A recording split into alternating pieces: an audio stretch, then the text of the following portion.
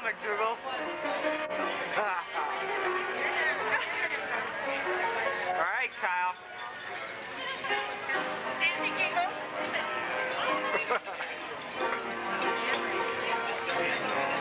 Get your hand out so I can see your button, Tom. Oh, yeah.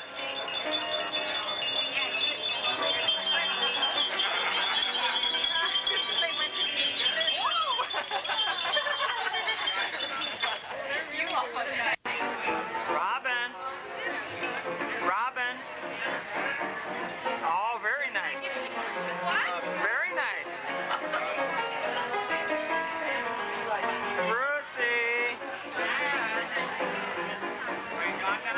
No. What? I think.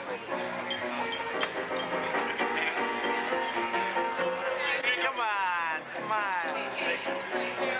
Oh, is it really? Beezer.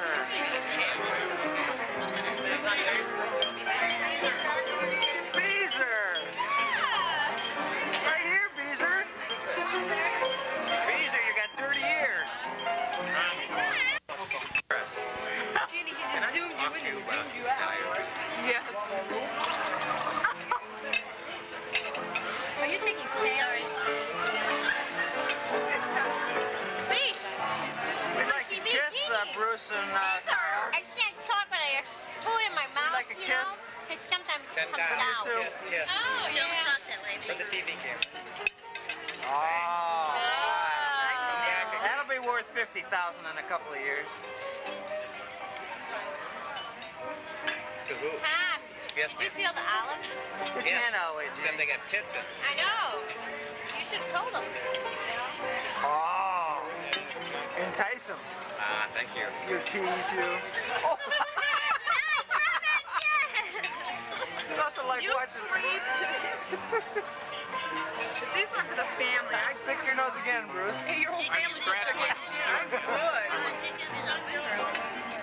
Oh, that was Billy. Lily is calling. Now you got Mom, see yourself on the picture behind me? Move back the other way. Hi, Beth. Have anything to say? Good on TV. Oh, jeez. Cut the tape right there. What? Cut the tape right Well, pull your dress up. It is plugged in. Yes? Oh, look at that. Now there. Yeah. There you go, Uncle Jim. Can't do a thing with my hair. I know. Can you do something with the reflection? Can you do something with the reflection? How's that? That's better. Grandma. Wow.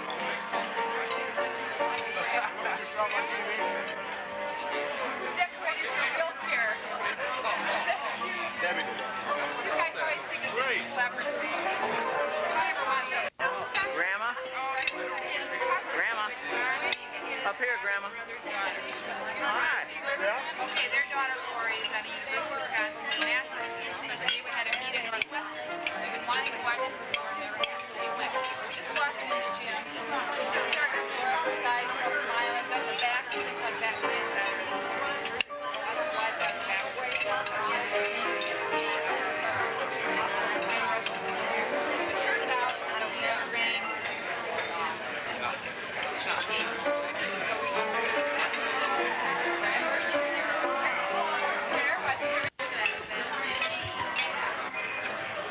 Here we go. Wow, you're on camera. You're on TV. If you can look over on the podium, you can see yourself on picture. You see over on the podium there? Up front. Over at the end of the table. Got the camera. TV. You're on TV. Now you are. There he is. All right. That's enough? Yeah, what about Mama? She doesn't like to be put her. No, we would like a kiss here. We would like a kiss. Wait a minute. Oh, come on. That was a peck. I want a kiss. There we go. You behave yourself. That's where Jeannie gets it from. I mean.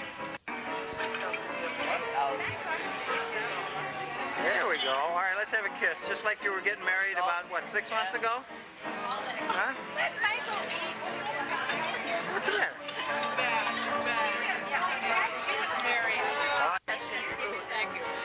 Okay, Barb. Where's that famous Pearson smile? Come on. Come on. Quit hiding behind the 6. Birthday, you get upset. Barbara. Barbara. Do you see yourself on TV? Look over there. You see it? Fine. Who's next? There she is. Janet. Oh, look at this. Oh. And who's, oh, Billy's head's in the way. There she is. Future Miss America, right there. Except you can't be shy and bashful. Where's Billy? There he is. We'll get him in here. There you go, Bill. Milk or coffee?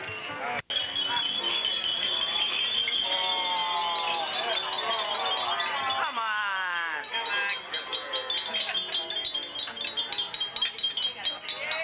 Right. There he is. Wait a minute. We'll get him in there. Oh, that's beautiful. Those horns are really nice. Isn't it terrible when you're supposed to say something you can't think of a thing? That's right, right. 4 score in 7 years. Oh, nice smile, Cynthia. Where's nobody else at the other? Oh, there we go.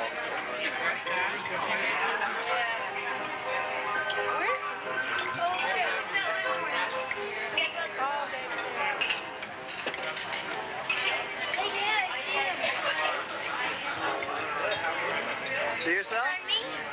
Oh,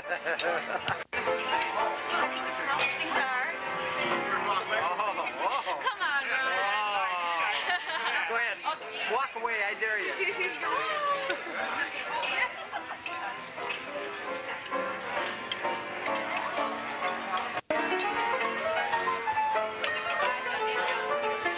All right, let's have a kiss here.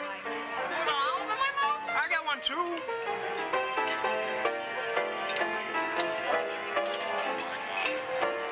Another one?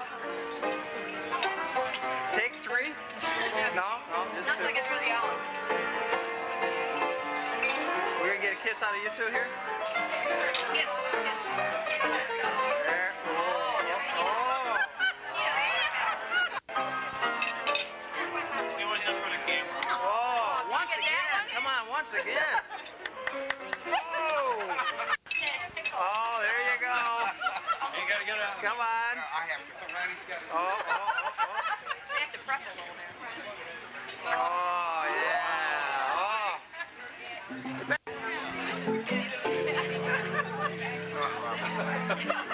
You're up to you now.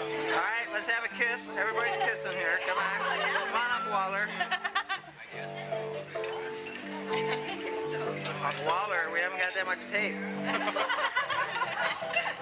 Come on, kiss her, Uncle Waller. Kiss her, Uncle Waller. I thought I was.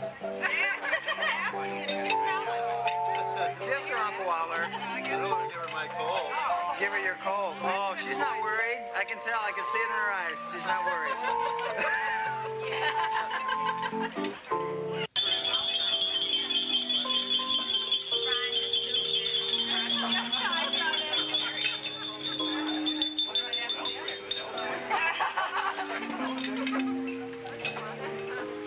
Tom, you can't. All right, Mr. and Mrs. Parker. Okay, I'm ready. Oh boy, is she? Oh no! And guess with a full mouth in front of a Oh, Get it? I got it. You're on. Instead of 3 times, another 4 You know everything. Oh, come on. Oh yeah. Oh. What a camera hunk. Okay, you're on TV. See the TV?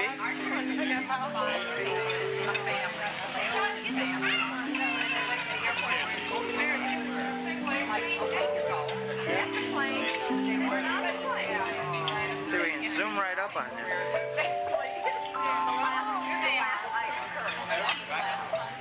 Get your picture taken.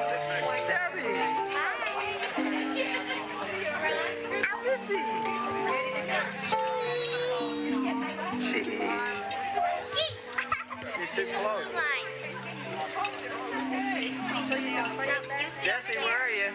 Jesse, you see you on TV? See the TV over there? I'd like them to go home in about a half an hour and All right. get it.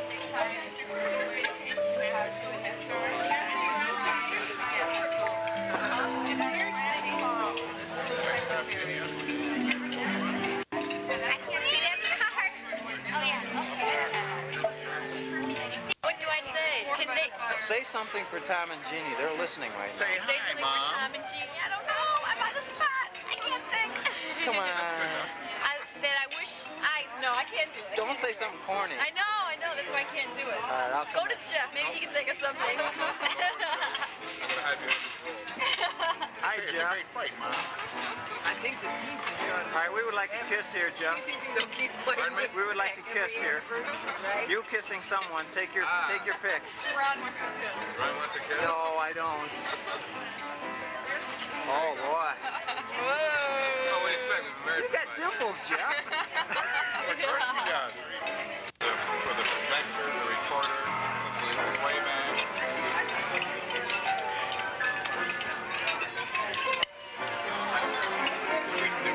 Gary Johnson.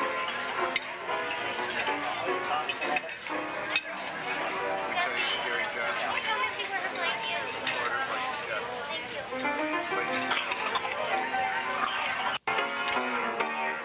All right. The Art Siml Sr. Is that how it was? No. I got that. Yeah, it's supposed to be a kiss though. No, a kiss. There we go.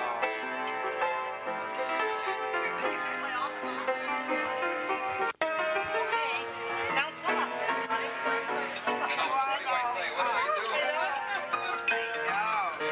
Okay, Mr. and Mrs. Murray, it's your turn. Hello. Kiss.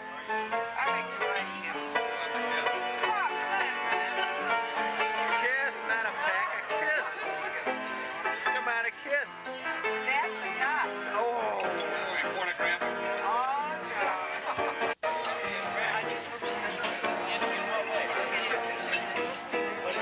Where's your husband? Where's your husband? Which one? All right. Give him a kiss, will you, for Tom and Jeannie? My husband is here tonight. Will you give him a kiss for Tom and Jeannie? Give him a kiss. Yeah, a kiss. I've never met this man. Yeah. Is that what you want? This is being on film. If I keep myself tonight, I have a call. All right, how about a kiss over here? From the McDougal sister. Who are you going to kiss? You can kiss anybody you want. Dickie did like a kiss too. Or if you just rather present an oratory to Tom and Jeannie, they're listening. Go Are ahead. you kidding? How about are you? Is he taping? Oh, no. A little louder if you want them to hear it. They'll be listening some night in their living room with this thing. So, anything you'd like to say? In case you don't have anything to say, just kiss her. He's got a cold. He can't hear you. Oh, story of my life. Just give her a kiss. Oh, that was a good one. Yeah. How about if I feed her instead? No. Oh, I know what. Wait, I know what I'm going to do. You gotta keep on showing. This is for Jeannie. Is this a game of look? Is that what this is? That's an intro. Can you do that one more time so I can get a real close-up shot? He's gonna focus right in there. Come on. Oh, fantastic. You got a cavity, up or left?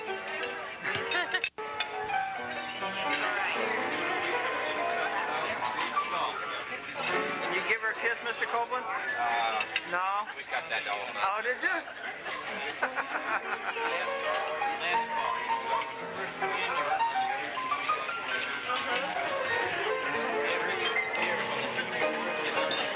Where is that coming from? Right here.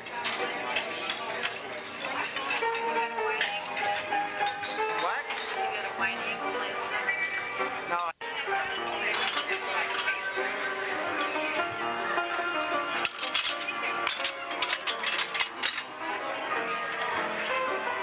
Say something political. I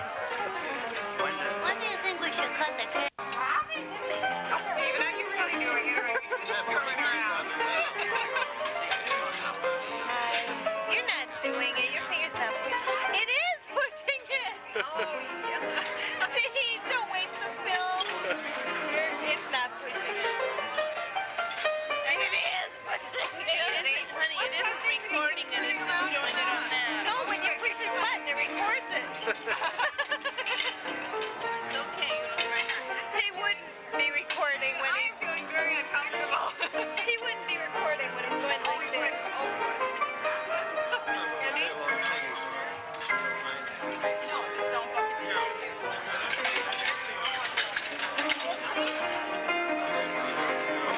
Michelle.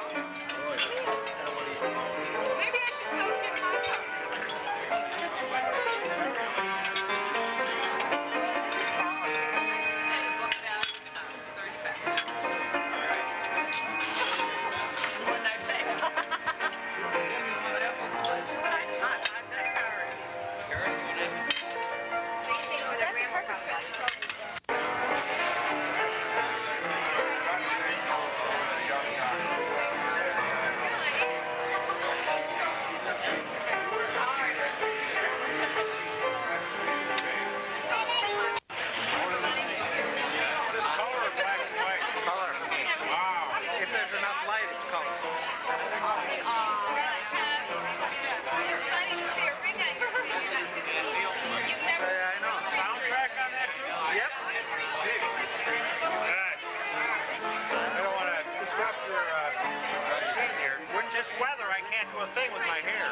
Would you like to say something to Tom and Jeannie so, you know, when they're looking at this maybe a year or two from now in their living room? I'm Tom's younger brother.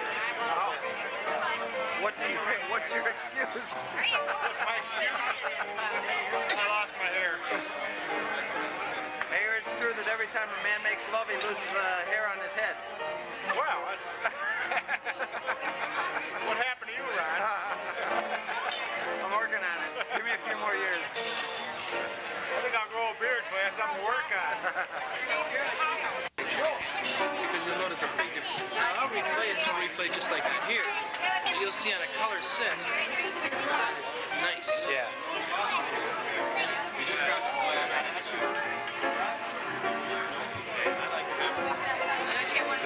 What is those about? Yeah. I never go home and order a big pizza and have beer. Beer pizza. That's what we're going to have.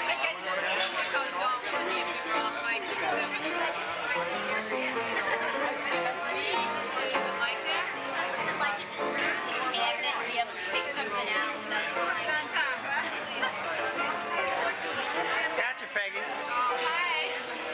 See yourself? Oh, am I there? I like my hair. Boy, is it different. I looked in the mirror, I mean, I've never, my whole life, I've never had hair. Because my hair is so thick.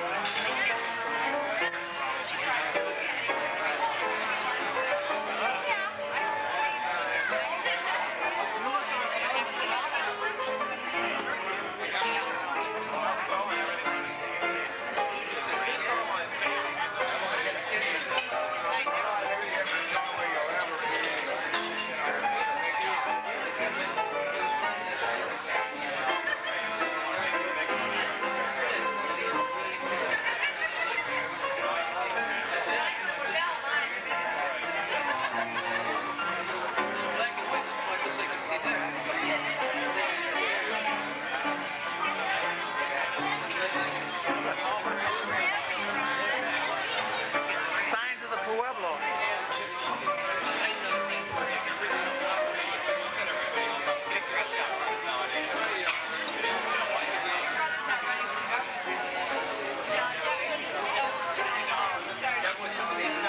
There he is.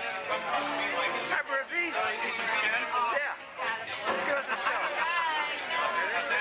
Nice zoom in on. Want some more?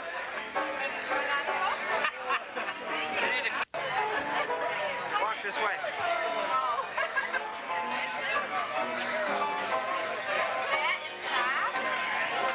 My fellow Americans.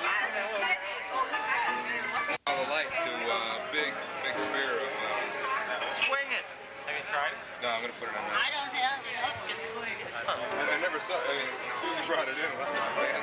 It's been in there for 2 hours. She just went it out. Everybody kept going in the bathroom going, what is this? Jeannie, isn't there something you'd like to say to Tom so when you're looking at this film about a year from now in the living room? I mean, just some I want to know some who's going to buy comment. us the Betamax to show you. Huh?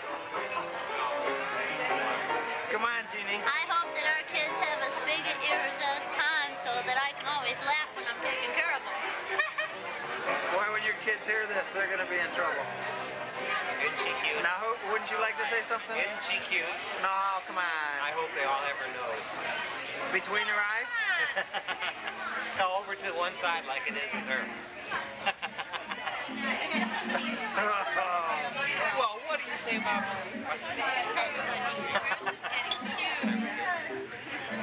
I hope they all have Tom's hair. Jeez, that looked like you were kissing a fish. Well, that's because you just put lipstick on. What is your vacation? I got to drive down there and go. It's like a walking jokester, Dom. Speak up, will you, so we can hear?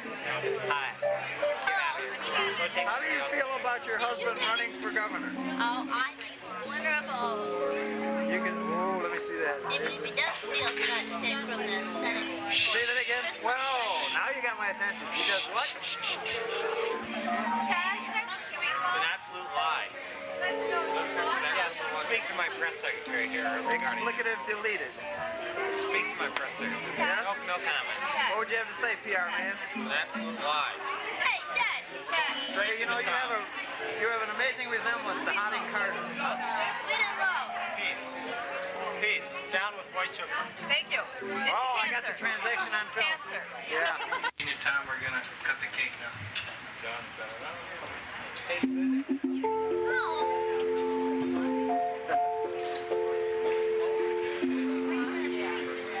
Take the top off. Anybody know how to do this? I tell you what you do, Tom. You take the top piece That's right, you take the whole top off. Smell it, Jeannie. Smell it, Jeannie. Jeannie. We need a plate. No, you just make a cut for the whole. Smell it, Jeannie. You put it in here.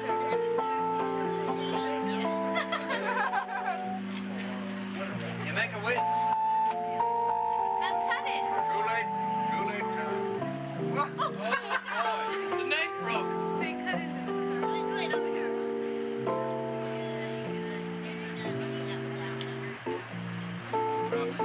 Big smile. Oh, Tom. Oh, nice, Tom. That's easy. Tom, use your fingers. I know you're not used to using your fork. Wait, you're supposed to do it at the same time. I know.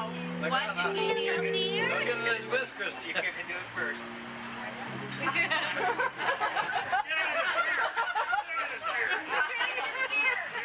We're on his glass.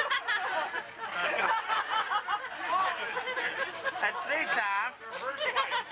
Tom, look this way, Tom. Did you smell that cake? That smells terrible. You're blowing your nose in the napkin. It's good.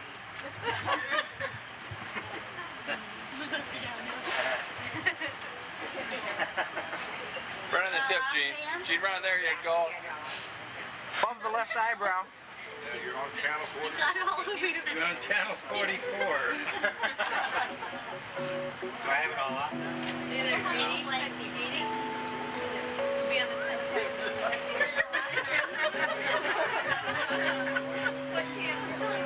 Under the left arm. Oh, I'm sorry. What a politician. Did you have to stick your tongue out?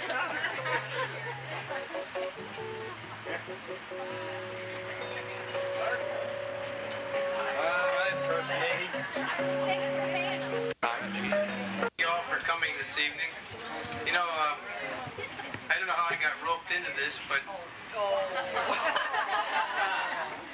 you know, when Jeanne and Tom were looking for an MC for tonight, truthfully, they went out and they thought they'd get the person with the most charisma and personality, and that person turned them down. So then they figured they'll try for a person that maybe would be the smartest person, and that person turned them down too. So they thought, well, we'll try for somebody that's handsome and attractive. and I just couldn't turn him down for the third time.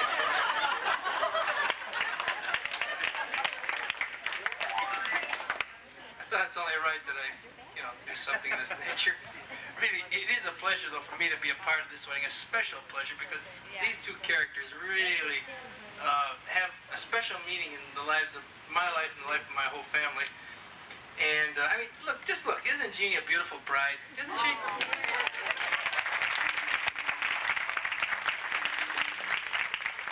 And just look, doesn't Tom make a handsome broom? I mean... More like a whisk broom. Don't the two of them look like they just stepped off the top of a wedding cake? Tom looks more like he just stepped into it.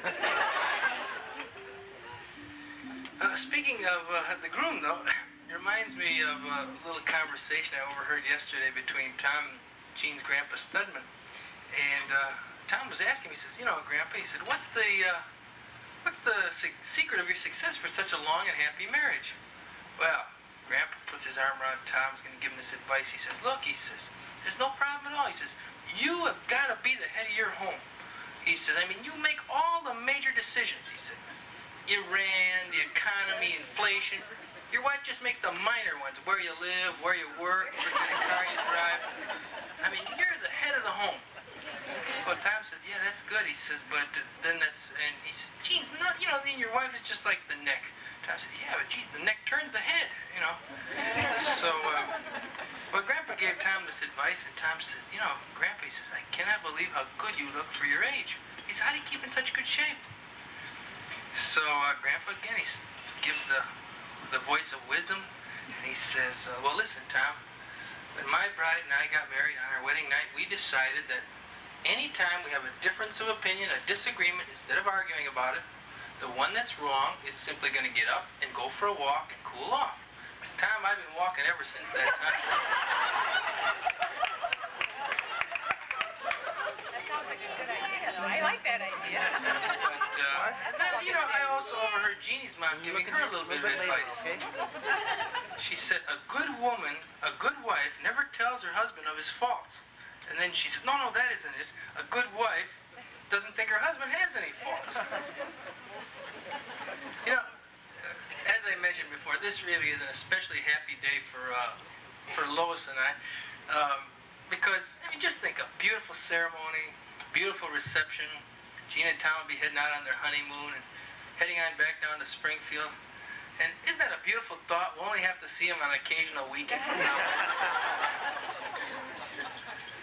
But now I'd like to take the opportunity to ask Tom if he would introduce his groomsmen, please.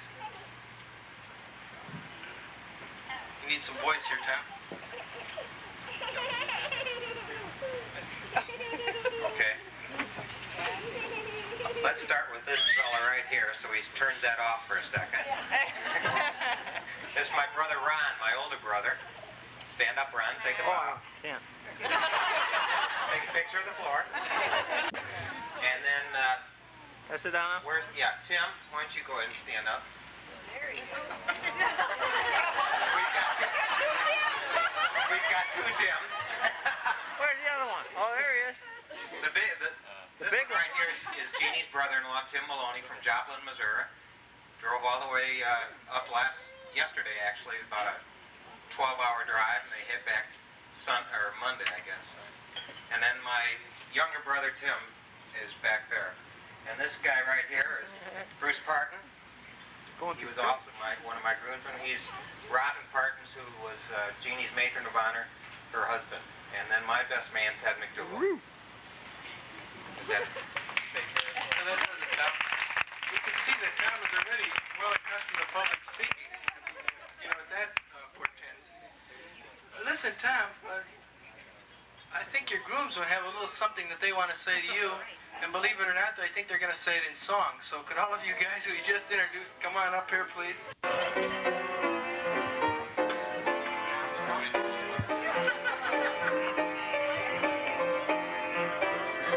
it.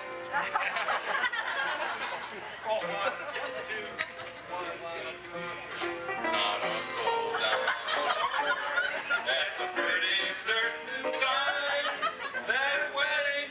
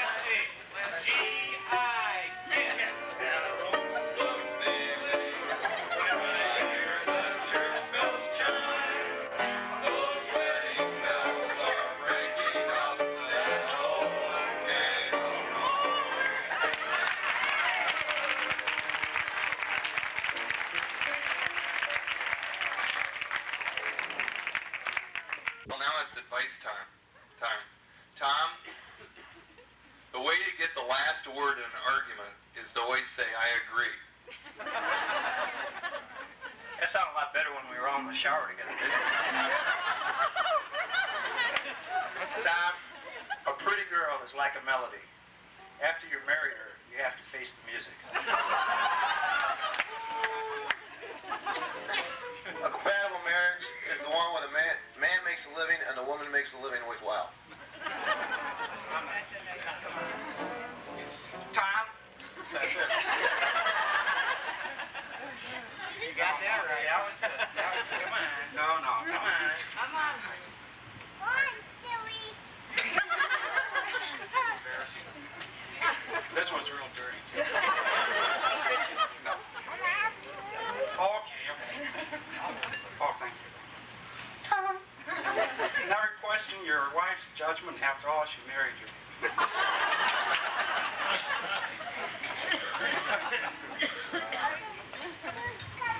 Okay, yes. I'm sure Tom appreciated the advice.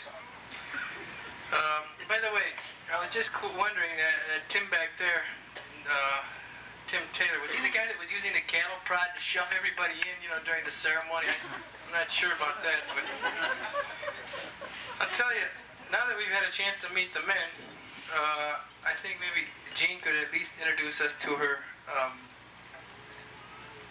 matron of honor.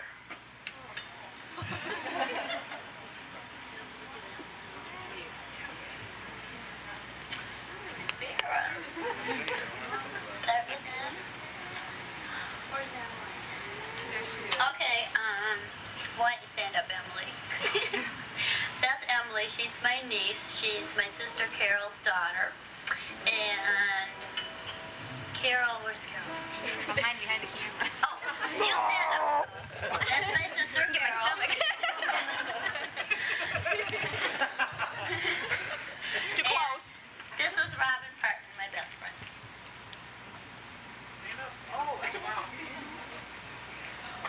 Robin, did you have some advice for Jeannie? I mean, she got all that good advice from Tom, got all that good advice. Well, I left my cards at home. Not on purpose, though. But I already remembered what I was supposed to say. So I just have some words of wisdom. Don't ever argue with Tom. Just be silent. This is scriptural, and it make him madder than anything else that you do. Thanks, Robin. Now, I'd like to once again reintroduce Tom's best man. He didn't really, make much of a thing about this. But Ted has been Tom's roommate for a while. And I guess Tom could take a new one now. So, but in any case, this is a problem for Tom to pick out a best man. As you are well aware, Tom makes friends easily. He's got multitudes of friends, a large circle of friends. In fact, so this did become quite a problem for Tom. In fact, when he came down to Indian Lakes Country Club here and he spoke to the management about including all of his friends, well, the manager, thought about it for a while, and Tom says, we got a room that would accommodate, a group like this. Manager thought, and he says, oh, yeah, we've got the perfect room. It's the east room broom closet or the downstairs bathroom. And that was just perfect, But seriously, it's a good thing Tom comes from a big family, because then he had enough groomsmen. As I understand it, if they weren't going to do him this favor, he was going to go to Wheaton College Placement Bureau and try and hire a few guys to do the ushering. And frankly, he'd have probably been better off if he went to the Placement Bureau to get an MC. But in all honesty, seriously, I could not kid Jeanne and Tom like this if they really weren't quality people with a lot of friends. But it is once again a pleasure to reintroduce Ted. Ted's going to be making a presentation to Jeanne and Tom. Ted is Tom's present roommate, good friend, the best man, and his press agent. So, Ted McDougal, it's all yours, pal. I don't know if I need the mic. You need the mic. You need the mic.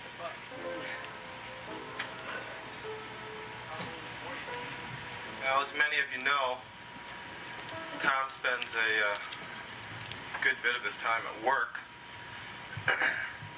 laboring for the Illinois Senate, and I just thought it might be good for Jeannie to have some sort of a special way, a way that I was never able to use, but just something special that she could maybe get Tom home for dinner every now and then from the Senate. Something that maybe she could take down on the floor and maybe lead Tom back home for a long, good night's sleep. So Tom, it's with great pleasure, if you'd stand up, that I present you with yet another ring.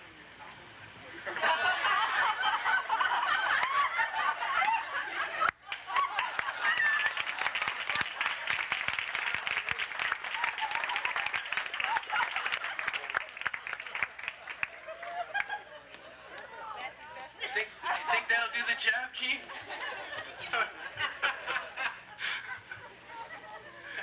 Thanks, Ted. I think that was very appropriate. Knowing how stubborn Tom is, stubborn as a bull, huh? I thought you were going to give us some inside information on the Tom, you know, like he wears pimple cream on his face at night or something like that.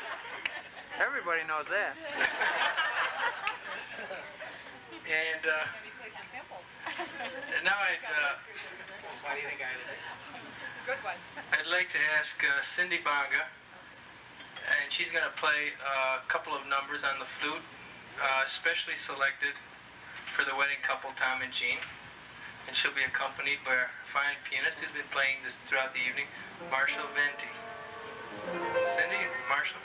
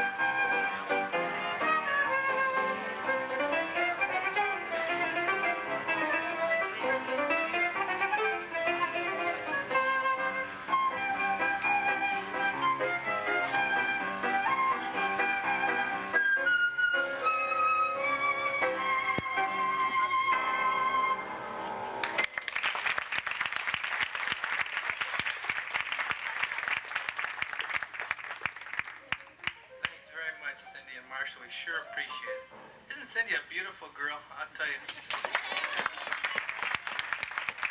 You know, I'll bet you that talent and looks like that just must run in her family. By the way, she's my sister. I'm also her brother. In any case, I've got a little saying I heard, Tom. You know what they call couples that practice the rhythm method of birth control? Parents.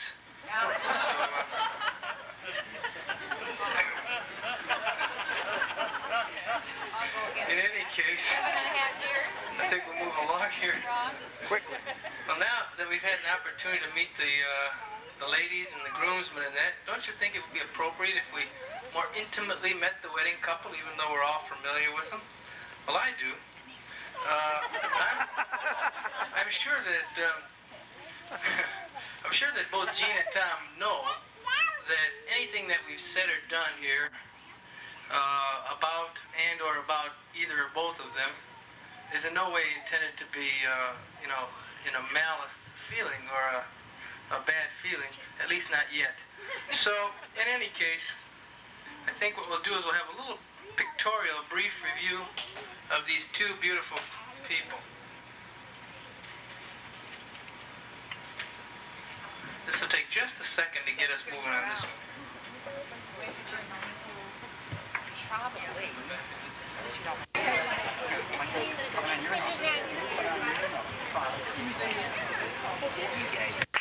going to try to talk without the microphone.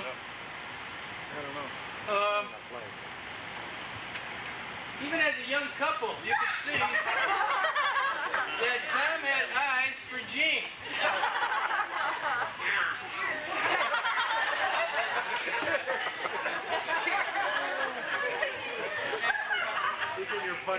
You may not know which one is Tom and which is Jeanne. So let me give you a hint.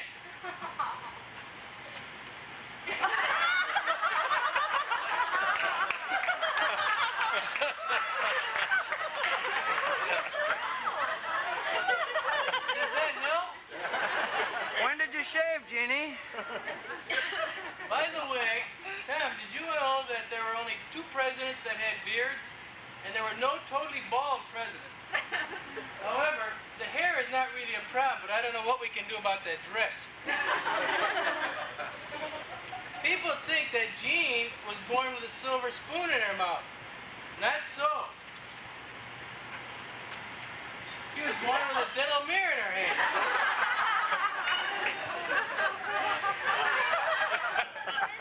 What a cuddly little bundle, huh?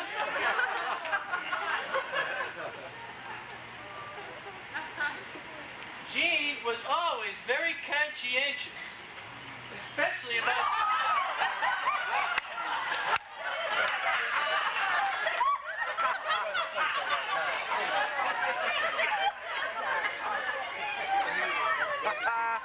Jeanne was conscientious, especially when it came to doing her duty.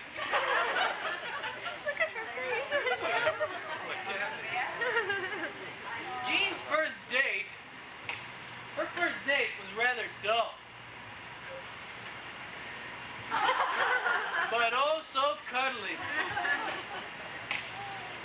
Jeanne always was a trendsetter, even at an early age.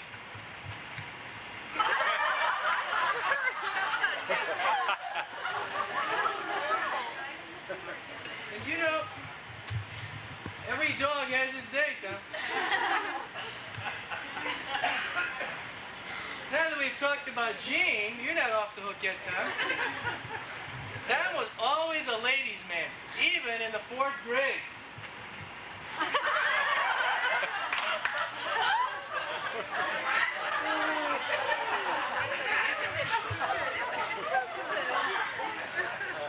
Not really.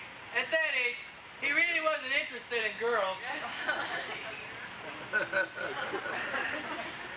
But little did he realize what an angel was in store for him.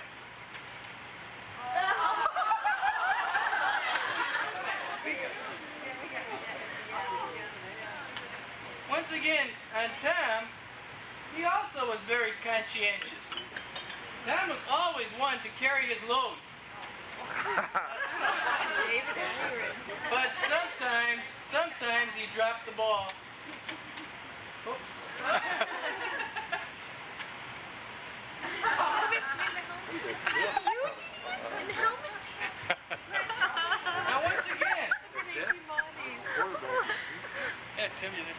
Now once again, Jeanne, she never was much of a fisherman.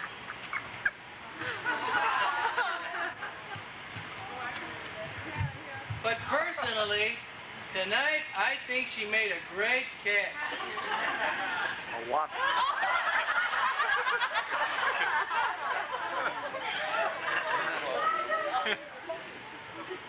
As time marched on,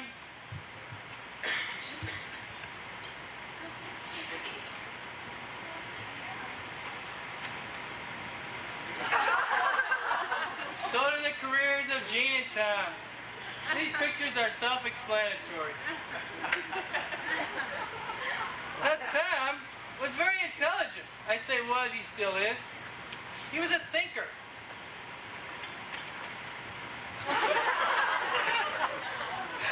Once I had a problem and I asked Tom for his advice, and he said, well, let me put my thinking cap on. My mother took that picture. It's cockeyed. As time marched on and they both grew older, Tom's interest in politics soon materialized. Tom could draw a crowd wherever he was. Even if it was his own family. But now, Tom, in the position of political areas, has to frequently interview the candidates.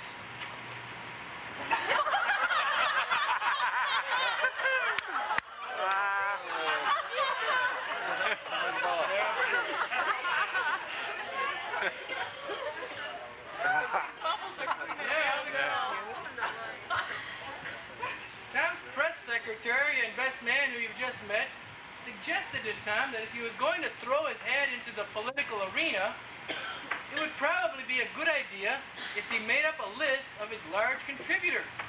Well, Tom was enthusiastic about this idea, and he spent the next week on the telephone, in conferences, and meditating. And at the end of the week, he came up with this list.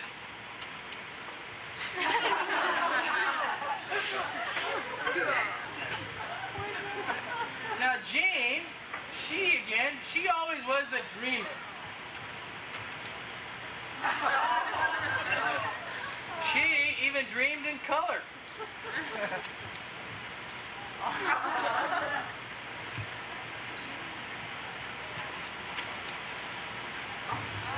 Let's face it, Tom. In this time of ERA, it's a woman's world. But oh, what a beautiful bunch of women, huh? 5 generations. That's 5 generations in it. 5 generations.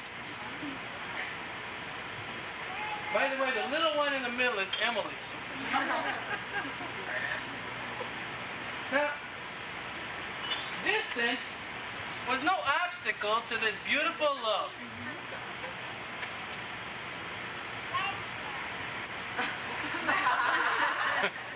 Nor was work.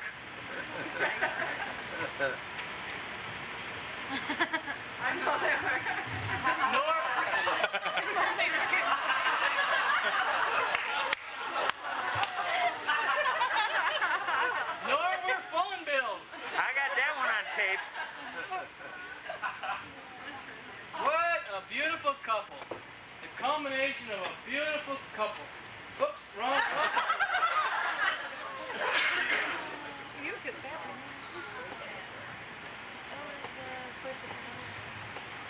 That's when they got engaged, Art wasn't it?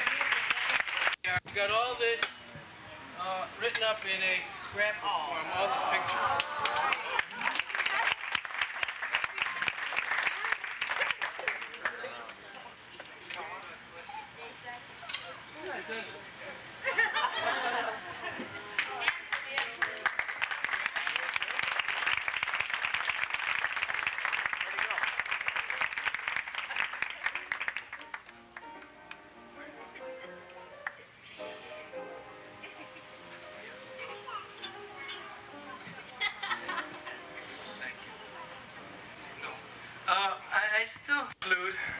know that Tom and Jeanne were making honeymoon plans, and they've been busy, but you know, Tom and Jeanne, they just did not want to act like honeymooners. And Jeanne said, look, Tom, let's just not act like honeymooners. But Tom said, yeah, Jeanne, but do you think you can carry both the suitcases? Well, in any case, Tom had the job of making the reservations, and they had this super place picked out. Now, I don't want to tell everybody here because, you know, they don't want to be known where they're going. Super place, they called up, and no place at all. No reservations available. You know, Tom, being persistent, he called again. And again, and again, and again. He kept getting the same answer time after time. I'm sorry. So finally, the guy at the other end, the man in the lobby finally told Tom, he says, look, Mr. Taylor, I must have told you a dozen times, we absolutely don't have any room in this hotel. Well, Tom said, look, if Governor Thompson was coming there, you'd have room in that hotel, wouldn't you? The guy thought for a moment. He said, well, sure, I suppose so. And Tom said, well, he's not, so we'll take his room. Tom also, and Jeanne, before we finish tonight, I really wouldn't feel comfortable without putting in my 2 cents.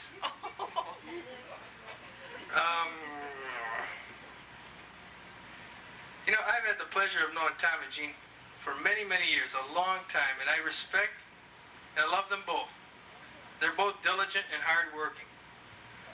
And Tom, you know, he always was a politician, too, and this, take my word for it, is a true story. But I remember the time, maybe you remember too, and you were cutting the grass for some people at a condominium, and we were paying to have it done. So Tom was there. He was working hard and diligently, sweat pouring off, and just his Levi cutoffs, you know what I mean? He was really breaking his neck to get this grass cut, and they weren't even paying for it. Well,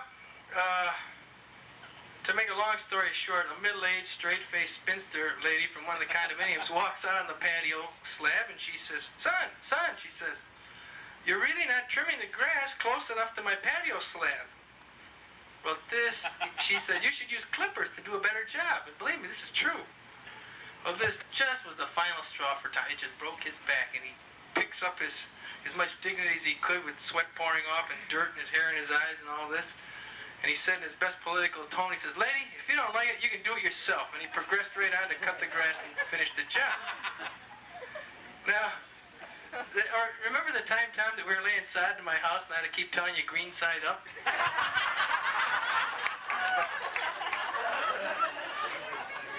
Tom, in another serious vein, my bit of advice is, Lois has allowed me to do this, to tell you that you're not supposed to be henpecked.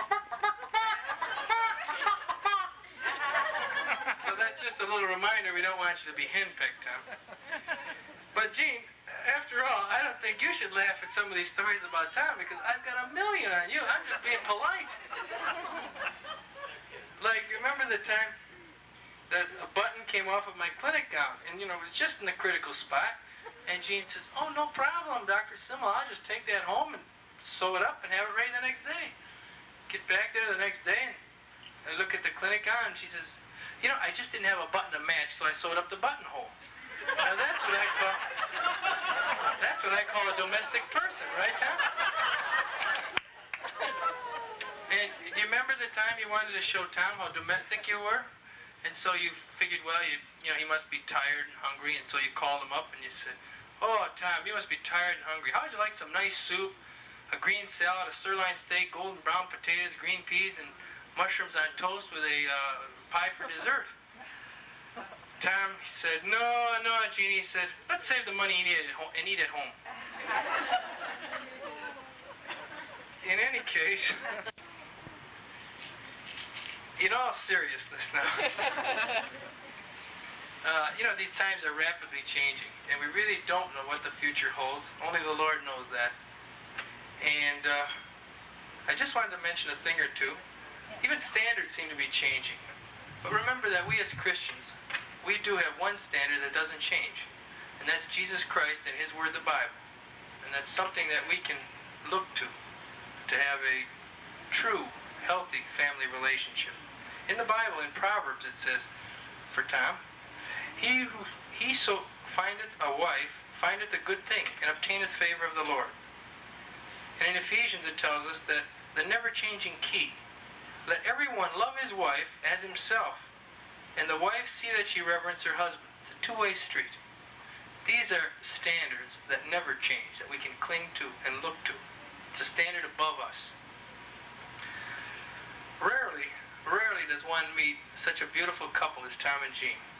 Such beautiful people, and I'll be anxious to see the two of you walking together as one in the future, as one team. And what more can I say except God bless you both, and we love you.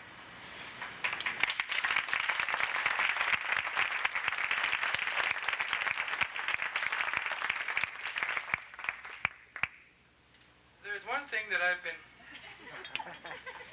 waiting for months and months and months, and I've been just waiting to use this on the right person.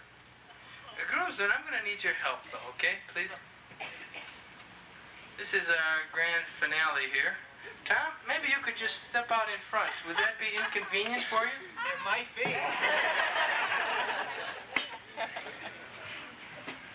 I'll tell you when, Groomsmen. If I were him, I wouldn't want to come. Come on out, Tom. It'll be fine. I think so. Get him, Tim. Not one of those buckets with the... That's all. I didn't really think that's What's wrong? You can't just You have might as one well of grab down. Each of you Tim may will sit grab on one limb.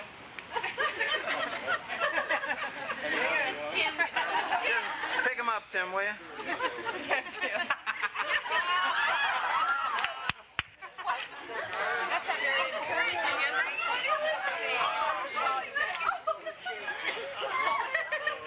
What do you got to say, Tom?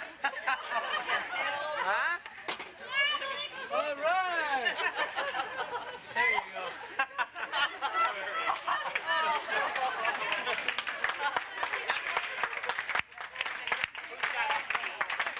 What every politician needs. Tom, I want you and Jeanne to have a real swell honeymoon.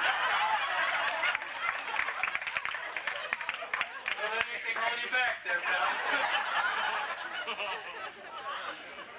And now, I think it would be only appropriate if Tom has a chance to say something, just in way of greetings, and Tom might want just a little word of rebuttal. But remember, Tom, be very kind because I have the key.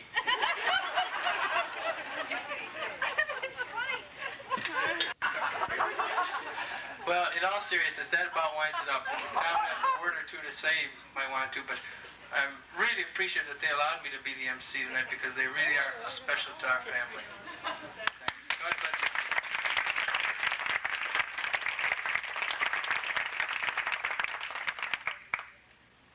Jeanne and I just wanted to really thank you, Art, and Dr. Siml Sr.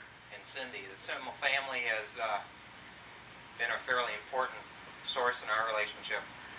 Even before Jeanne and I first got together, just for those of you who don't or are not versed in our history, I should explain why Artie is here tonight. I worked my way through college working for the Siml family, cutting the grass, clipping their bushes, whatever, laying sod, First time guarding the man. sleeping in Artie's new house to guard their mattresses against possible thieves. And when Art Siml Jr.'s assistant left back in probably about 6.5, 7 years ago now, the Siml family asked me if I knew of anybody that could replace them. And at that time, Jeanne was working had been working in the city in an insurance agency. She had pulled a ligament in her knee on a skiing accident and had to quit her job in the city and was looking for something a little more permanent. So I thought that'd be the perfect chance to keep her around so I could see her and keep an eye on her. So that's how the Siml family came to hire Jeanne as the dental assistant in the office. And from that time, day one, Artie was scheming on getting the two of us together, and I never dissuaded him one iota. And it ends up today. So Artie played a real important role in our relationship, and in Jeanne's and my development, and the whole Siml family did as well, and they'll continue to. And we just want to thank you all for that, and thank the rest of you for coming.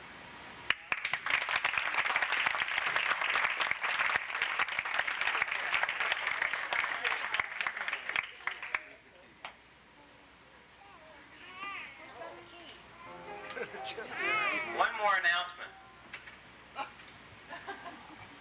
Attaboy. Attaboy.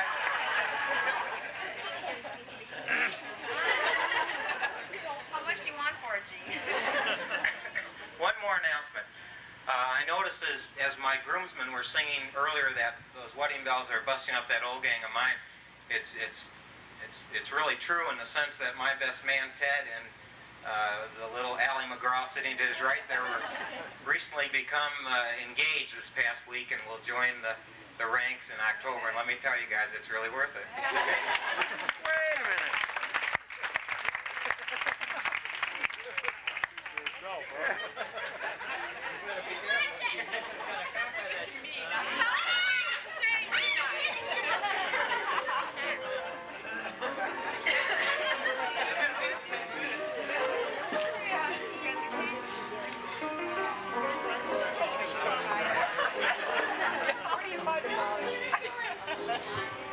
Put the key in a place you'll have to find it.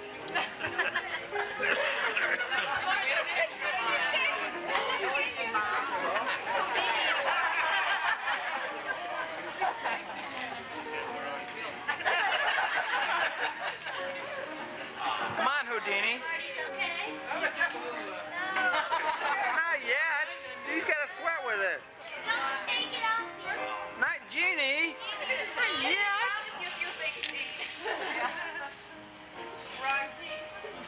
It works.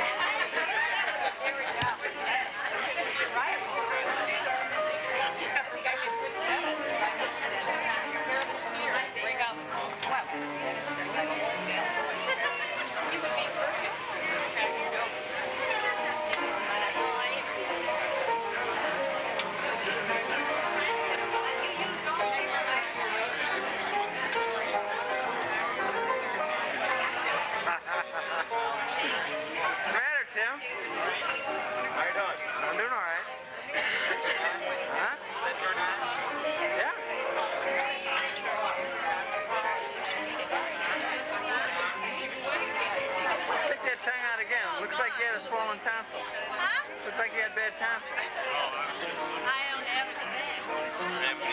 I have.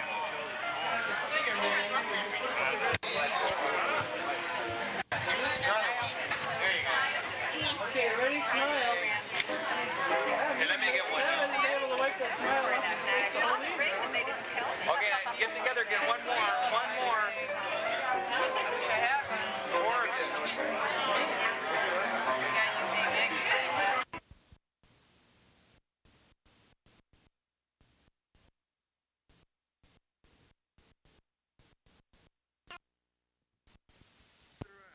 Today is May 25th.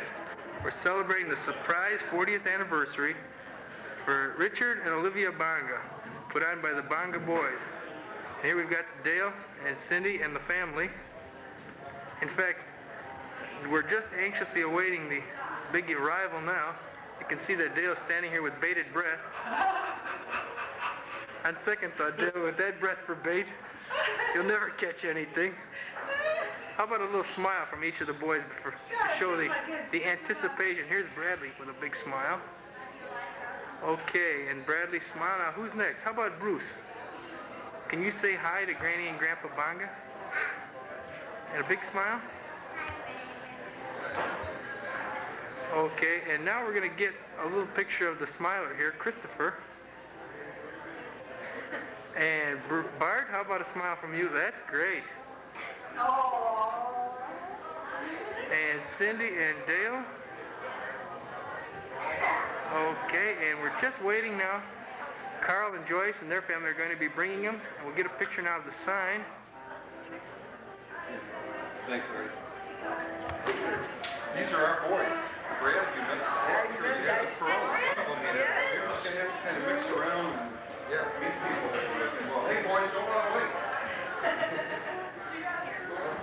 just give me your names then, please? Name? Yes, you're anxiously awaiting the Bongas, aren't you? Yeah, Walter and Marie Ferrone. Great. And what relations? Cousins, huh?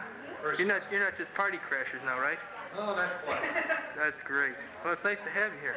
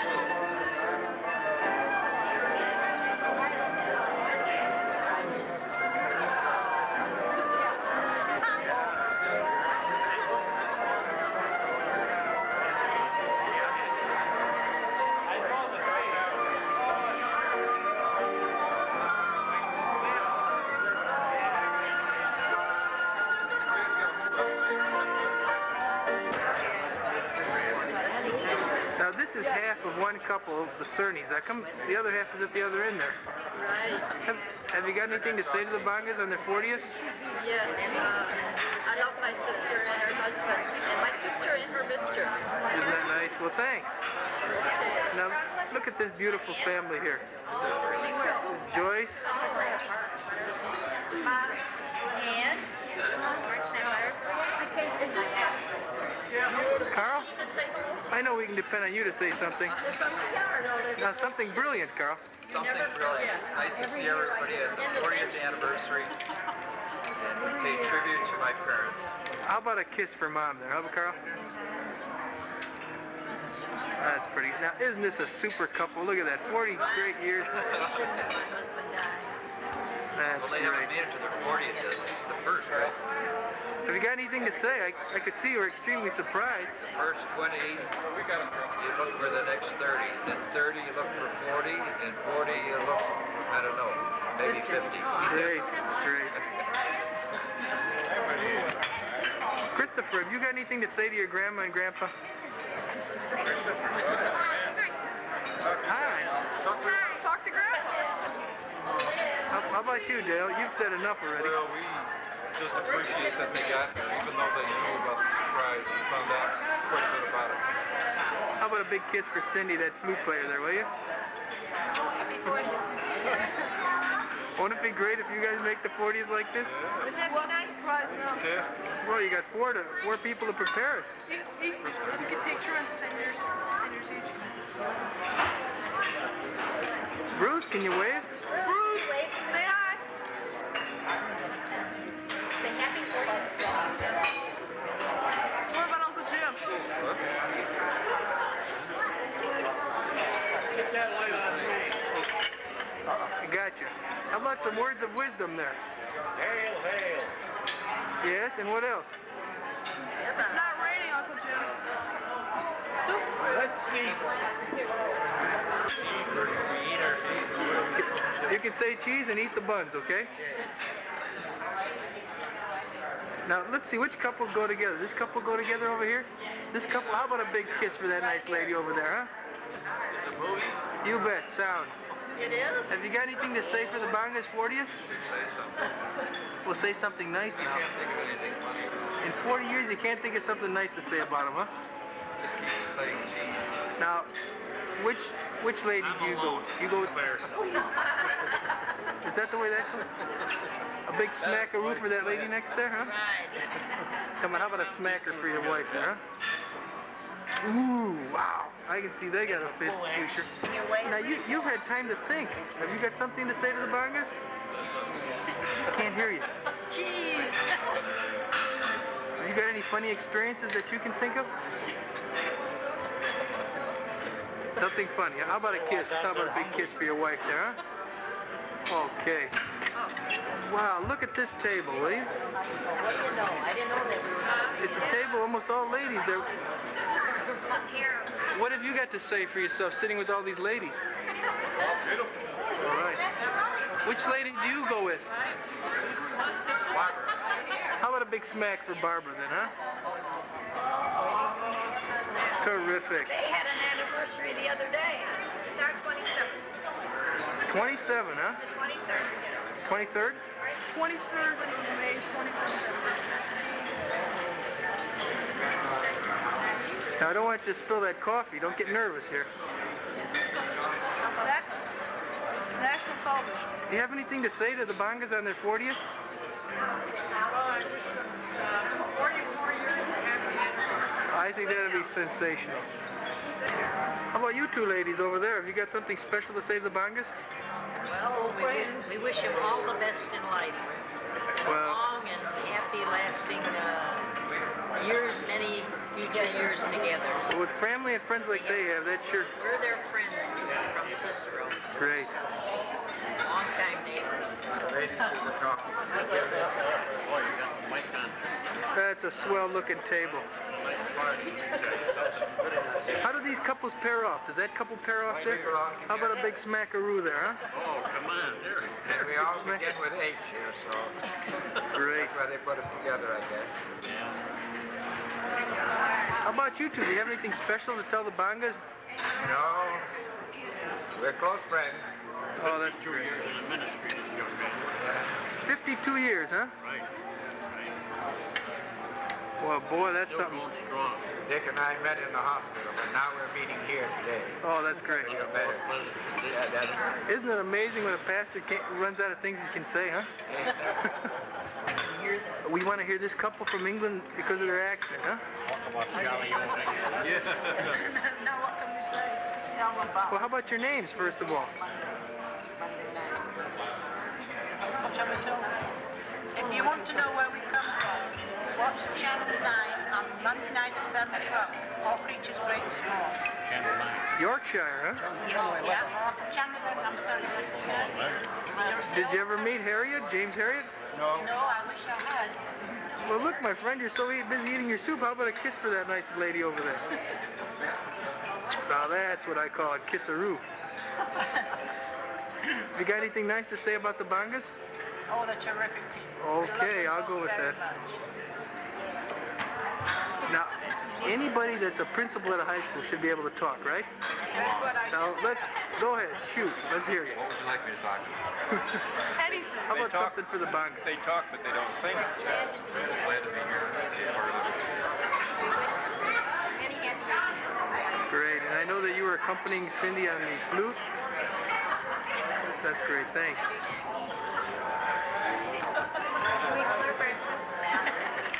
That's good, Red.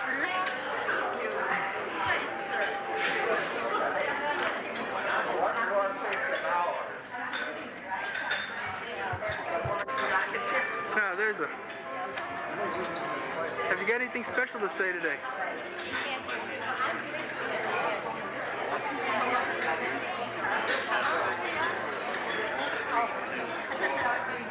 Good. How about this couple right here? I'm sure they've got something to say, right? Yeah, we had some great times with Olivia and Dick. Well, how long have you known them? Giving my age away, I would say, probably 45 years. Wow, I didn't think you were even 45 years old. Well, we're glad to have you at the party. Okay, now I see a couple. Which two go together? Right over there? Isn't that? Well, how about a big smack to show us here that you're the couple that go together? Good boy. Well, that's terrific. Have you got anything to say to the Bongas tonight? Happy anniversary. And look at this couple right here. Now that's a real great. Were you the guy that was slurping your soup? Huh? Were you the one that was slurping your soup? I was just slurping it. That was just to show that the sound was. Who's that next to you? Your sister? Yeah. Beside? Oh, this is my sweetheart. This is my wife. How about a big smackaroo for your sweetheart here? Oh, that was a beauty. How come you're sitting so far apart? I mean, you know. Oh, I see. Have you got anything to say, anything funny that you remember about the Bongas? This is real funny, but real honest. Lord bless us all. Great. How about a kiss for your wife there, a big smack? Now remember, this is on television, so you gotta be sure it's your wife here. Okay, how about some good statements for the Bongas now? Anything special about them?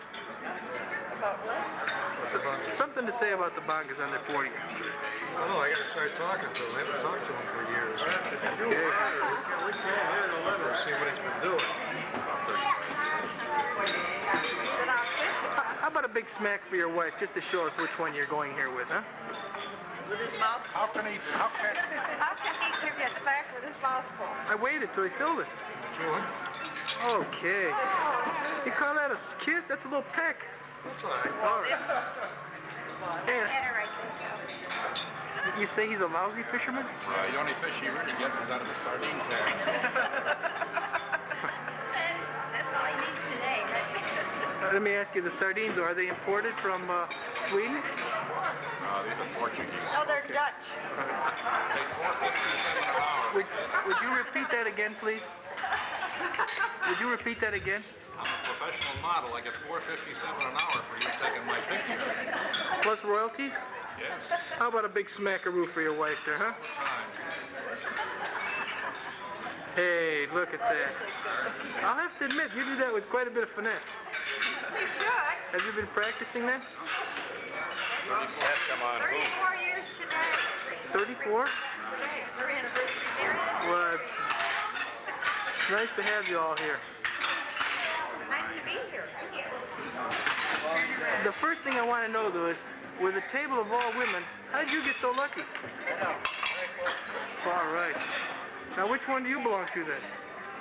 We're friends of the Bongas and Payne Weber. Terrific, terrific. When you talk, does everybody listen too? Well, not really. That's just Ed Hutton? Right. Okay. Are you with that nice lady over there?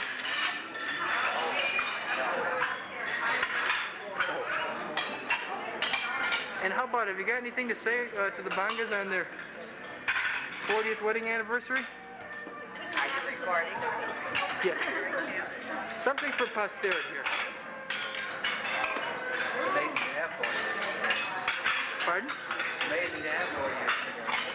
Oh, that's great. Yes. Well, thanks very much. We appreciate your coming.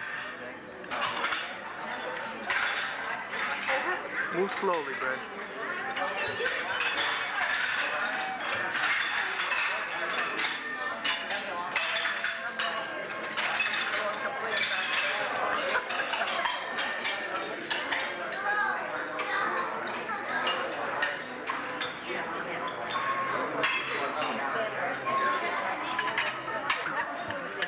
I couldn't hear you.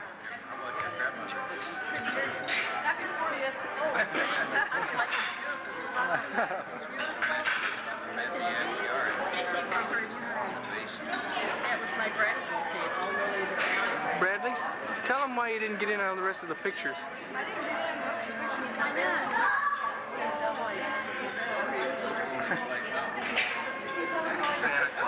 Santa Claus.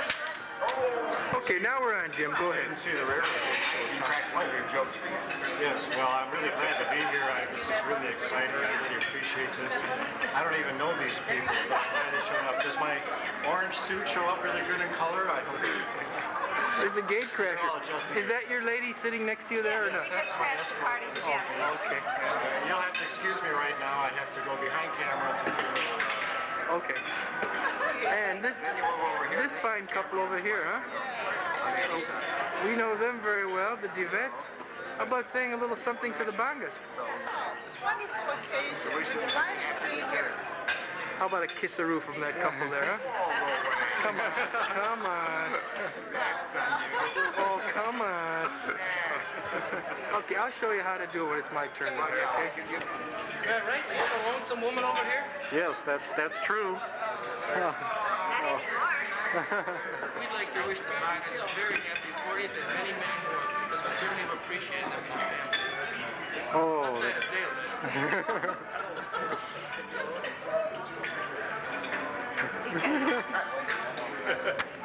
Of your time, my wife had on a halter and jeans, and her hair was all awry, but to my chagrin, we couldn't get in because I wasn't wearing a tie. Some of the people who responded are here, and first of all, I would just like to ask Stanley and Lydia Holt if they would stand, and then to be seated, and I'll read your letter when you're seated. President of Hawthorne Club Savings and Loan, and I believe it was Lydia wrote this letter, and it says, Dear Olivia and Dick, in the early years of this century, many Swedish families came to live in Morton Park. Two of the families bought homes on 23rd Place. The Holts in 5030, where Edna, Stanley, and Edward lived, and the next block were the Johnsons with two daughters, Olivia and Verna. It was there we grew, attended school, and the main center of our earlier years was the Morton Park Congregational Church, which is now the Cicero Bible Church. We remember Olivia's father, Charles Johnson, a gracious man who served many years as deacon, and her mother who cared for our mother in the last weeks of her life. It was there we came to know the Lord Jesus Christ as Savior. There we met our life partners, and there Olivia and Dick were wed in 1940. The passing years are rich in memories of our long friendship with Dick and Olivia, One incident stands out, a fishing trip that Dick and Pastor Curry and Stanley took to the Chesapeake Bay Area in Maryland, where the fellowship was much better than the fishing. The pictures that are enclosed were taken in 1956 when they were enjoying a pleasant visit with my mom and dad at their home in Riverside, and it goes on to say, we congratulate you, Dick and Olivia, on this 40th anniversary of your marriage. The second letter I'd like to read is from someone who couldn't be here, Uncle Omer Bishop, who lives near Tampa, Florida, and he says that he remembers Dick's first date with Olivia. He was all decked out in an orange and black sweater. I can just imagine my dad in an orange and black sweater. He happily drove his Model A Roadster for the occasion. Those were the days. And then he tells about a Christmas he remembers, and he says, the Christmas I'm about to describe is very rich and very vivid in my memory. When I arrived at the Bonga residence, the Christmas tree was decorated in all finery, and I was greeted at the door by Dale, who informed me that Duke, the family pet, had just done a no-no. Duke decided that the tree was brought in especially for his convenience, and proceeded to leave his calling card on the tree and all the beautiful wrapped packages under the tree, much to Olivia's dismay. After that, I supposedly left the house, but instead I proceeded down to the basement and dressed in my Santa Claus suit. Later, when I was passing out the gifts, I was startled to hear Dale announce, I know who Santa Claus is, it's Uncle Omer. He recognized my signet ring, which I had neglected to remove. Fond memories of days gone by. We're so sorry we're unable to be present at this happy occasion, but God bless you, Uncle Omer. And then I have one from Herb and Lil Everett. I'd like them to stand. They've been friends of Mom and Dad's for a long, long time, and they have a picture here that each of you want to see. Please stand up, Herb and Lil. And this picture says, remember the days of long dresses, suspenders, and when our boyfriends, quote unquote, still had hair on their heads. Dear Olivia and Dick, along with your many other friends, we would like to extend our congratulations to you on this, your 40th wedding anniversary. How well you remember your lovely wedding day. It seems like yesterday. We've treasured your warm and wonderful friendship throughout these years. The passing years have been good to you, and that you've been blessed with 2 sons and have acquired 2 lovely, wonderful daughters-in-law and 6 precious grandchildren. Now we wish you God's blessings for good health and much happiness in the coming years with our love, Herb and Lil. Wayne and Lorraine, and I know Wayne is not here because he has a bad back, but if Lorraine would stand up, these folks came all the way from Arkansas. And so if you could ask me days, but the only great event I recall was that on their wedding day, Dick was so nervous. I had to take him for a walk to settle him down. When we got back, it was getting late, and he almost missed his own wedding. But he got back in time, so congratulations, Dick and Olivia, the Ozark cousins, Wayne and Lorraine. And the Curtis could not be here today, but they sent a story that was just too good to pass up. It said, when George, in a favor for Dick, Dick insisted on giving him some fish which had been frozen in a milk carton. We looked forward to having a delicious fish dinner, and a few weeks later we set it out of the refrigerator to defrost, but we didn't have a fish dinner that night. We discovered the carton was filled with water. George and Violet Curtis. Water is fish. That's right. Fish swim in the water, right, Mark? And now we have a letter from Auntie Ann, and then one from Jeanette. So I'm going to ask Auntie Ann and Jeanette if they would please both stand. These are just, and they're about to move to Florida, and we think that's just wonderful. But Auntie Ann's letter says, best wishes and congratulations on your 40th anniversary. I'll always remember that I picked Lily of the Valleys out of the yard and gave them to you, Olivia, on your first anniversary and every anniversary after that. And I just add that she brought the vase with the Lily of the Valley in it today. I remember I went with you, Dale and Carl, and Verna and James, to Cubs Park on Ladies' Day, and that you brought your big cowbell, Olivia.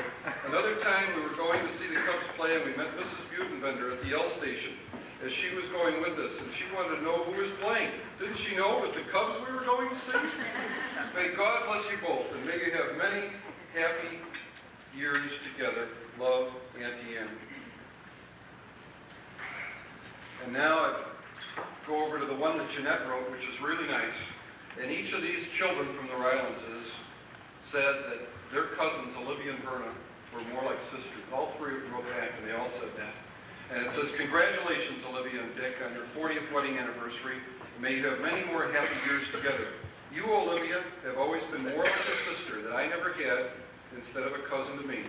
I remember the time that I went to the Lincoln Park Zoo when Dale was a baby and I pushed the stroller and Dick took movies. I had on a white dress and you always said that I looked like Dale's nurse.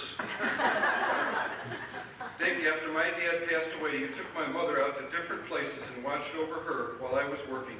I will always remember that, and I never did get to thank you for taking care of her, and I never told you how much I appreciated it. We'll miss you both much when we move to Florida. We'll always remember the fun that we had at our get-togethers on our birthday and at the birthday club. May the Lord bless you and watch over you both. All my love, Jeanette.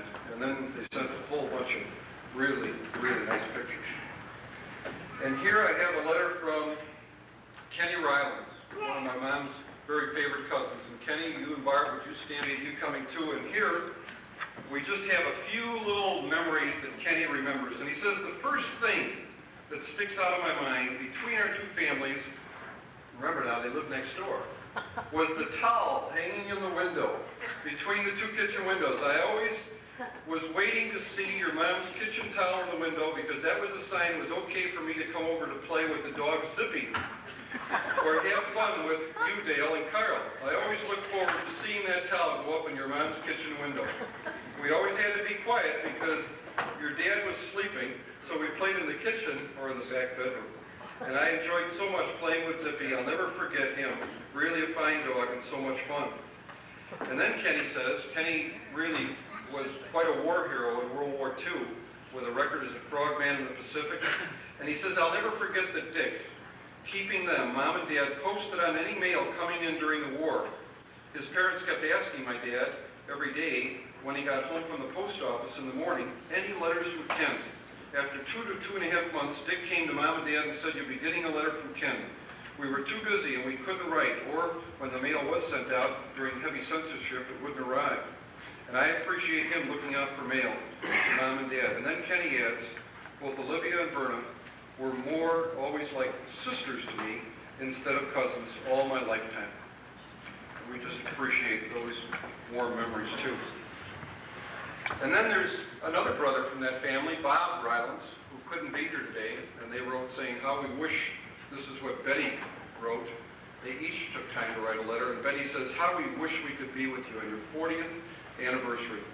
They live in Florida and also in Ohio during the summertime. But since that isn't possible, we're with you in thought and prayer, and how wonderful it is to have an occasion like this. It's hard for me to cite this one memorable incident in my life, since I met both of you through marriage to Bob, and how glad I am that he has such wonderful relatives. You two have taken me under your wings from the very beginning and made me feel very much a part of this family, and for that I'm eternally grateful. We've had many wonderful times together, which I'll never forget, but I think the incident that stands out in my mind is when their son Dick was born with some deformities. I know Bob was beside himself with grief that night, and who should show up but you two angels? God really planned that, I'm very sure. When Bob told me about it, he said it really helped him so much to know that someone was there to comfort him besides just Betty's parents.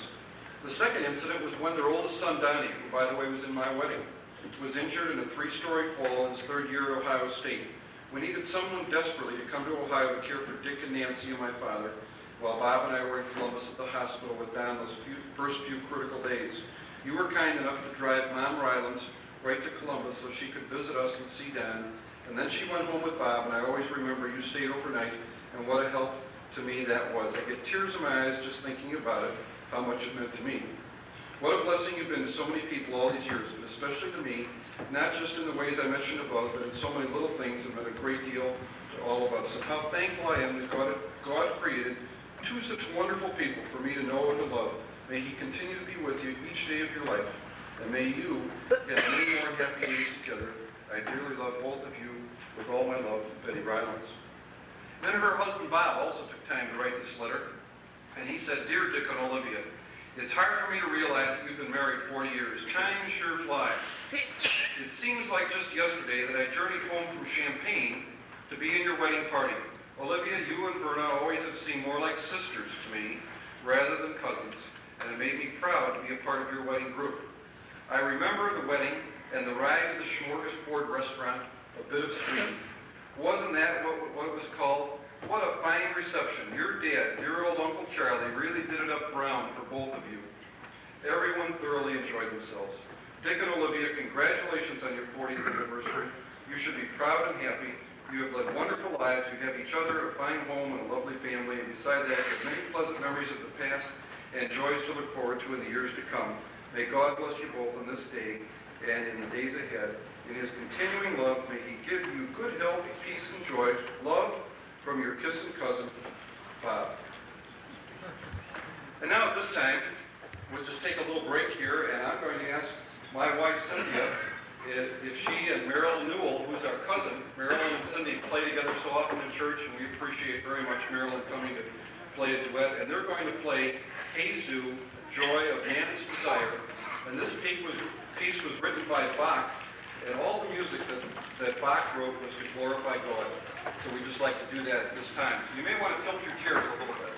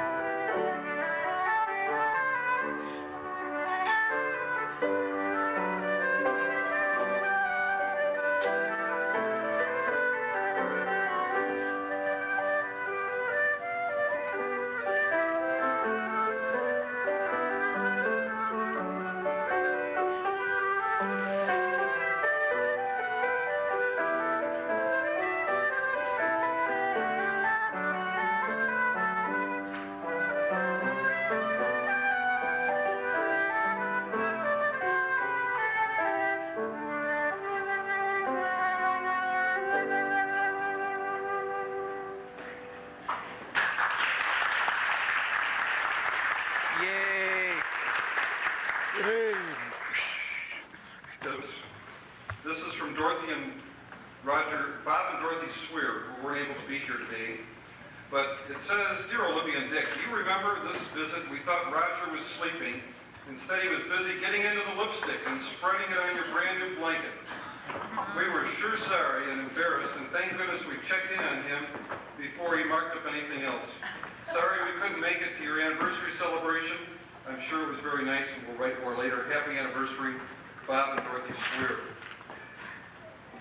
And then we also have a poem, we have a letter from the Hofstras. Mr. and Mrs. Hofstra, I wonder if we can ask you to stand. Lambert Hofstra is an excellent, worked on many jobs with my dad. Thanks very much. And they're friends from many years.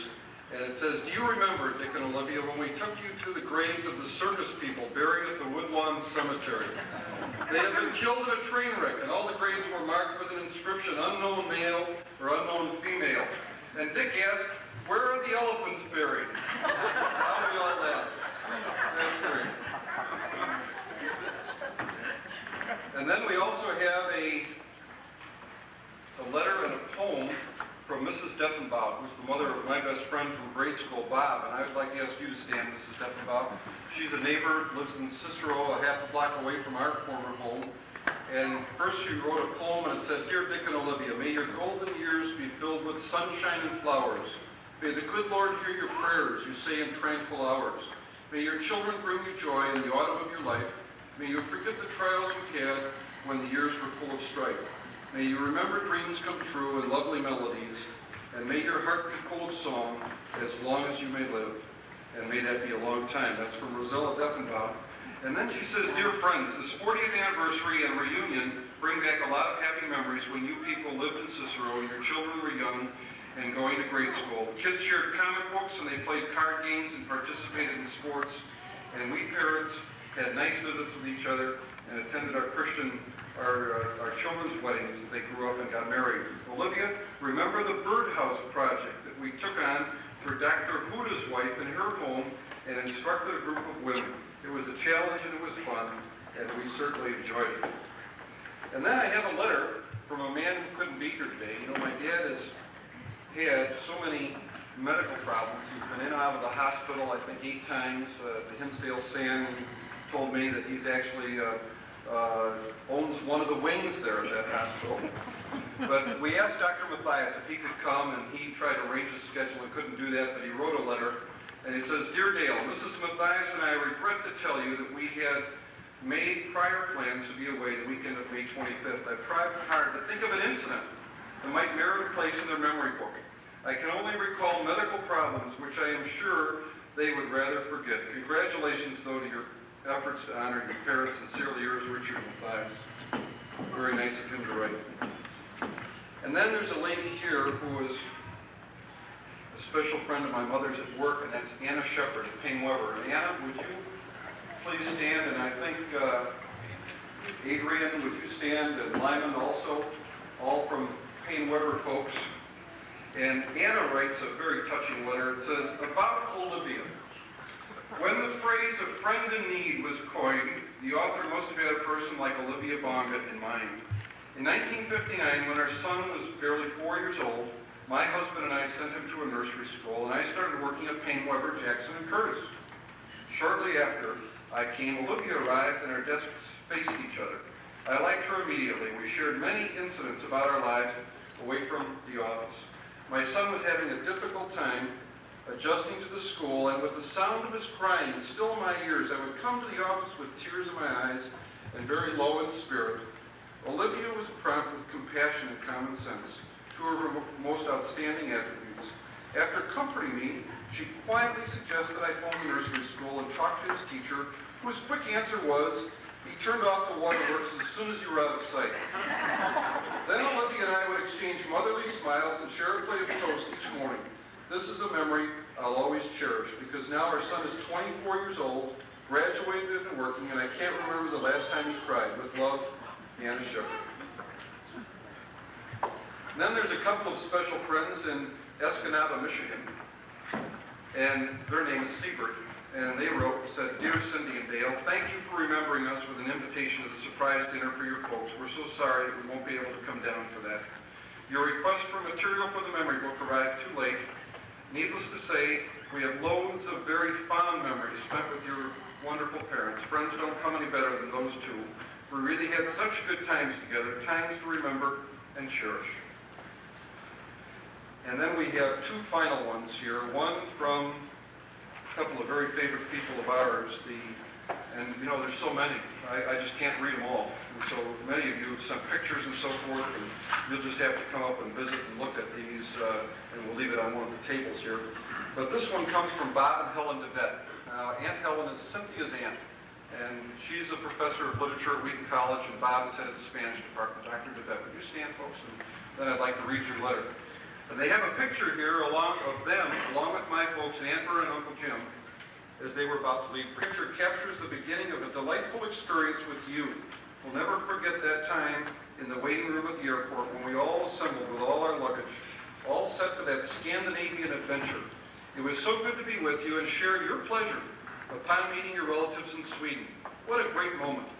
Do you also remember the picnic lunches we put together at the road stops? It's been 4 years since that trip. Much has happened in our lives, but God's continued faithfulness is so evident. We praise God for his goodness to all of us, and we cherish your friendship and wish you continued health and joy in the years to come. Sincerely, Helen and Bob DeVette. And then there's a little picture in here that Aunt Berta put in of their 35th wedding party, which was a very small party out at our house. And we had Joyce dressed up as the bride. Remember that, Joyce? Oh, yeah. And Bradley was one of the flower girls. He had the wig on. If you really want to see that, but as the Dutch told her, ja, that is milk. There are many Holland, where the Bonga family comes from, and Holland, Varmland, Sweden, where our relatives still live. A lifetime of wonderful memories with my sister and brother-in-law who fill a book. With thankful hearts and thanks to God for both of you, our verses to you are Hebrews 13, verse 20 and 21. Like crowds, you know, and they really did everything they could to stop this. And they wouldn't let us have this time together and that dinner. Well, at any rate, I want you to know we were going to do it anyway. Right. Now, it has been at huge expense and inconvenience that Swanee and I were able to find this. And I want you to open it now because I think everyone here should see it. Please stand up.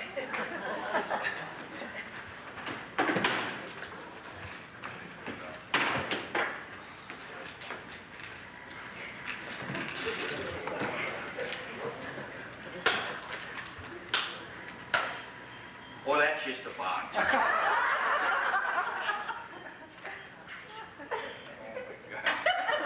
A bundle of joy to make your 40th complete. Baby doll. Too late. I think you ought to read the other card that's still in there. This thing has passed back and forth. I want to get hold of it. You got to put his glasses on. That's a little plainer than the other one. Esther Clary, so glad you were. Do you want to use my glasses? You could at least have brought a baby from the hospital after all you've been through, love. Oh, brother. You better pass along Dale wants to see you. But that doll has gone back and forth between our two families for a good 10 or 15 years. I don't know who started it. She probably started it. No, in a very real sense, June 1st is Olivia's day, rather than Dick's. She deserves all of the applause and commiseration that anyone could have to live 40 years in the Holland.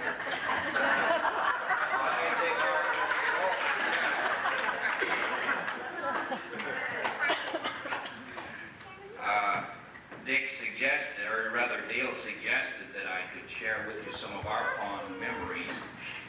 Well, I think one memory that really Dick wasn't involved in at all at the beginning, but he certainly has become involved in since, was when I first came to Cicero Bible Church as pastor.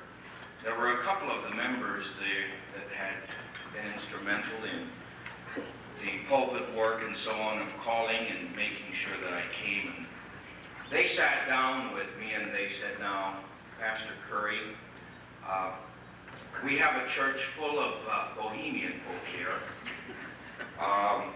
We have some Swedes, but," he said, "there is a Hollander that you must be very careful of. We want you to do something for him. He really needs work. His name is Richard Bonga.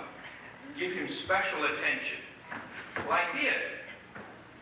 For over 12 years. Give you special attention, Bill. And you know, there was a change. He changed me. I lost all my ministerial dignity. So, Brother Huxter, you be careful out there. He has a way of getting under your skin.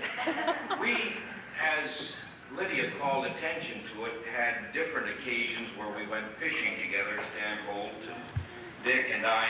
And I have to confess, I can't tell you all of the stories. Because my wife said the very last thing before leaving home this morning, "Curry, be careful what you say." And she said there are a couple of stories you can't tell. But we did. We had a fantastic time of fellowship. And we ate seafood. The folk out there in the church that I had spoken at on a number of different occasions took great pity on us. The day before we left, I had a call from Chesapeake Bay saying that the folk there saying, the fishing is great, hurry, get out here. The day we got out there, a northerner blew through, a northwesterner. And as a result, the water was all in a turmoil and turned around. And we went out, and the only thing we caught was cold and seasick. But when we came in, the folk of the church had fixed a seafood dinner for us of oysters and crab and shrimp and fish, rockfish, and everything you can think of in all different fashions, and put that together so that we had a good dinner. Now, some of the things, as I say, my wife told me I cannot tell you, so I'll just leave it to your imagination. But you know Dick, and so I don't have to tell you more about that. Another fond memory, I thoroughly enjoy working around the house and fixing it up. And I used to call Dick to get advice. He was always free with advice. Work? No. Advice? Free. And he would come over and he would stand there and he'd look and he'd say, you could do this and this and this. But I have some fond memories of Dick's coming over out in my garage. There is tools, and every time I pick up one of his tools that I snitch, why, I told you I lost my ministerial dignity. Every time I pick one of them up, I think, this is one of Dick's, and he hasn't missed it yet. Come back to pick it up, or to ask me for it back. That's that house check? Yeah, that was one of them. No, there are a couple of others. But I didn't mind it touching me so much, but when it began to touch my family, that got to me. He's the only Hollander I know that would offer peach brandy to Erfrau. Now, if you don't know Erfrau, don't worry about it. But if you know who Erfrau is, why, then you can appreciate it. But at any rate, it has been a great 21 years in knowing both Dick and Olivia, Dale and Carl, and of course since then their wives and the children. I was reminded, and I think it's only fitting that this be brought in, I was reminded of the word that Peter used in his last epistle, it's his swan song, in the first chapter. And he said this, we have not spoken to you with cunningly devised myths, when we made known unto you the power and presence of the Lord Jesus Christ. In other words, Peter is saying our God is not a God of fairy tales. And so often, you know, when we read these fairy tales, it gives you all about the courtship, and then the marriage. And the closing words of the book are, or the fairy tale, and they lived happily ever after. But our God is not the God of just leaving everything with they lived happily ever after. Life for Dick and Olivia really began the day they were married, June 1st, 1940. And indeed, he really has kept them not only together, but given them a deep and an abiding love.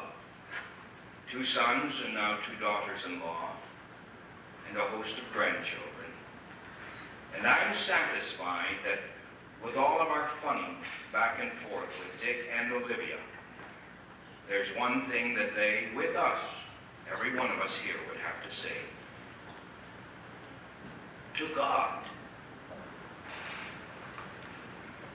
To God be the glory. Great things he hath done. Human?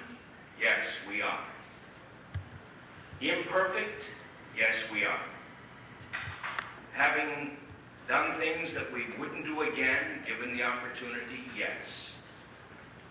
But God has been so good to Dick and to Olivia. And we have to agree, to each one of us. So I'm satisfied that both Dale and Carl, along with Dick and Olivia, would raise their voices in gratitude to God for these 40 years. Shall we pray? Father in heaven, we do indeed raise our voices together in thanksgiving for drawing Dick and Olivia to yourself and then to one another.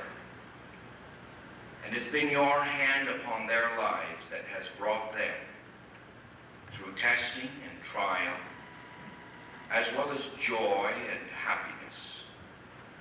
Brought them through times of stress and strain, pain, sickness, as well as through times of great happiness and satisfaction.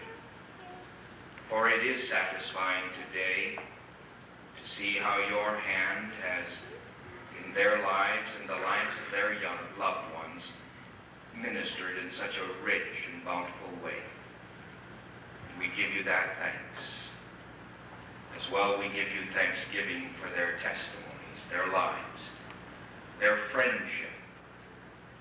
And know that this, because it's fixed in Christ, is an eternal commodity, one that we shall enjoy together throughout all eternity. Because of your Son in his finished work at Calvary.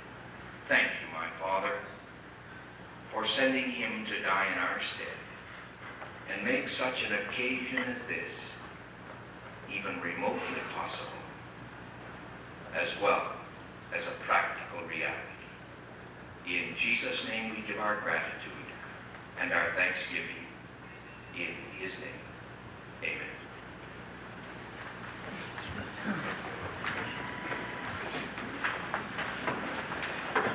Thank you all for coming.